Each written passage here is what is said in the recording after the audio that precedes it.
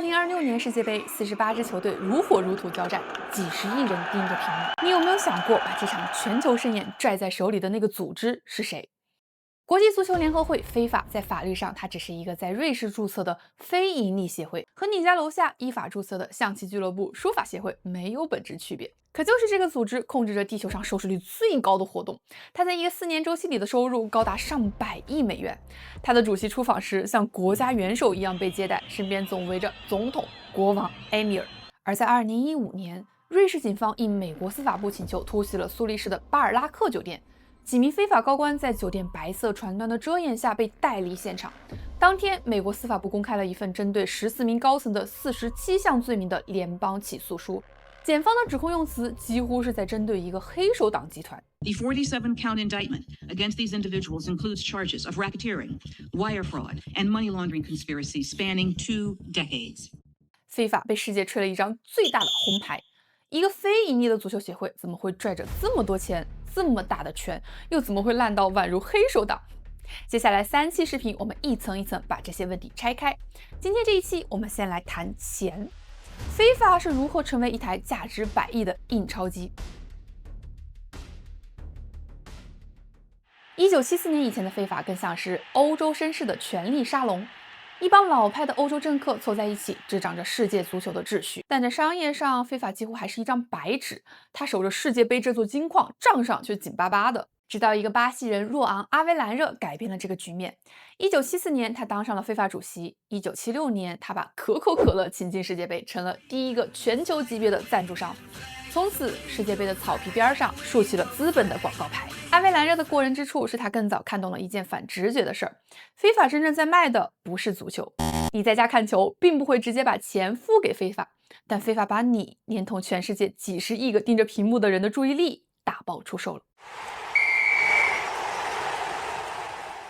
现代商业里有一个重要概念——双边市场。非法一边连接着全球球迷的注意力，一边连接着赞助商和转播机构。今天的短视频平台、社交媒体做的都是同一门生意，免费刷的内容是鱼饵，你的时间和注意力才是被打捞、被出售的商品。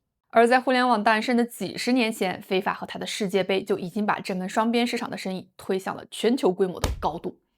把眼球聚起来只是第一步，要卖出天价还得做第2件事儿。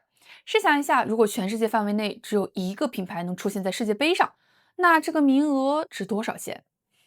答案是几乎可以无限高。你买的不只是一块广告牌，而是把所有竞争对手挡在门外的权利。这套独家性制造垄断溢价的打法有多猛？比如1984年，洛杉矶奥组委主席彼得·尤伯罗斯把赞助商从过去的几百家砍到30家以内，最终扭转了奥运会不太赚钱的局面，创造了2.25亿美元的盈利。1992年，英超联赛脱离了传统足球联赛体系，默克多的天空电视台以3.04亿英镑的天价买下了独家直播权。而把这套打法玩得登峰造极的，还得是德国人霍斯特·达斯勒。他是阿迪达斯创始人的儿子，也是阿迪达斯走向全球的幕后推手。他非常擅长政治游说和物质公关，通过赞助、赠送装备以及向各国体育高层提供便利，他在国际足联非法和国际奥委会 IOC 的内部都建立了庞大的关系网。1982年，他把这张关系网变现，在瑞士的卢塞恩创办了一家体育营销公司 ISL。在足球这个领域， ISL 曾经一手卡住了全球营销70%以上的咽喉。世界杯的营销权被他打包切成了一个个品类，饮料一个独家，信用卡一个独家，运动品牌一个独家，每个品类全球只卖一家，价高者得。稀缺并不一定是天生的，它可以被人为制造。时间拉回今天，2026年世界杯，非法在商业化的道路上又进行了新的创新。这一届，他把世界杯的收入目标直接上调到130亿美元，比上届卡塔尔高出70%。他靠什么多赚这笔钱？第一招，疯狂扩军。参赛队伍从32支扩到48支，比赛从64场暴增到104场。多出来的40场比赛，对非法来说就是更高的转播权溢价、更多的门票、更多的广告位。许多俱乐部曾公开批评这种扩军带着强烈的政治和经济动机。第2招，把贴心做成暴利。过去只有天气热到一定程度才会临时给球员补水，时间不固定，广告商没法提前买。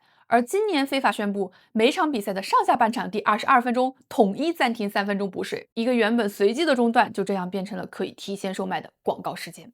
第3招，坐地起价。今年非法首次大规模采用可变定价，票价按照需求和库存实时涨跌。结果从去年10月到今年4月，104场比赛里，大约90场都涨了价。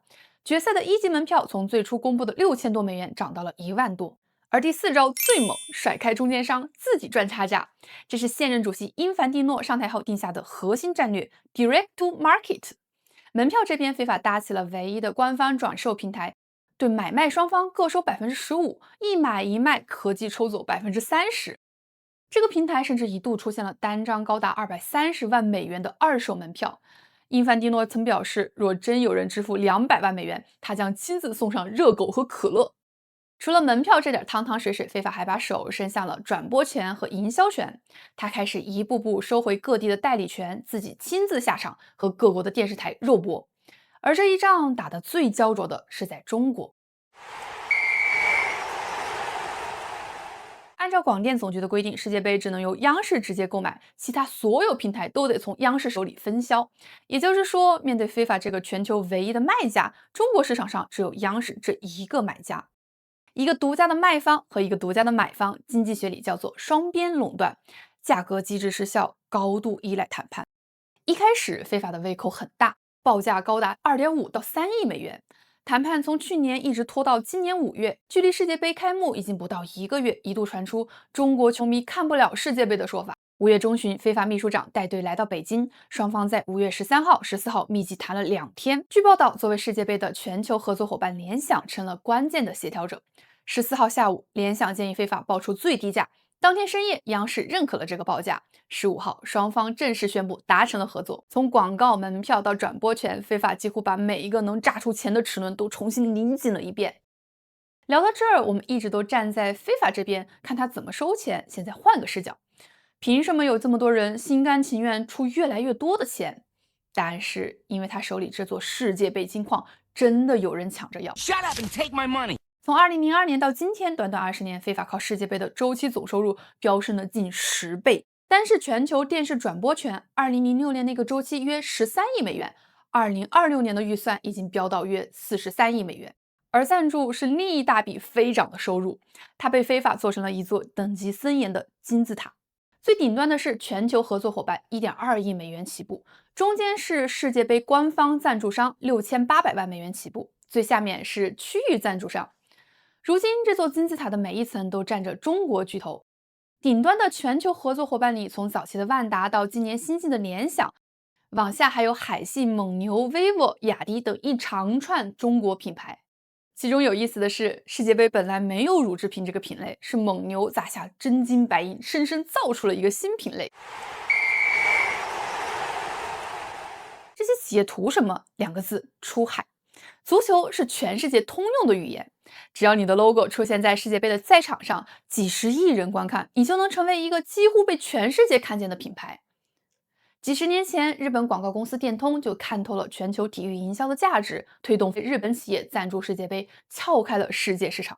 而今天，世界杯的舞台属于中国企业，最典型的是海信。2018年，它成为世界杯近100年历史上第一个来自中国的消费电子赞助商。那一届光赞助费就投入近1亿美元，加上后续营销，花掉的钱几乎等于它一整年的净利润。而结果是，自2018年至今，海信总收入增长70%，海外收入几乎翻番，品牌价值从456亿人民币涨到1167亿，全球知名度从30%升到56%。当然，海信的底气更多的是来自于中国制造这些年扎扎实实攒下的产品力和供应链。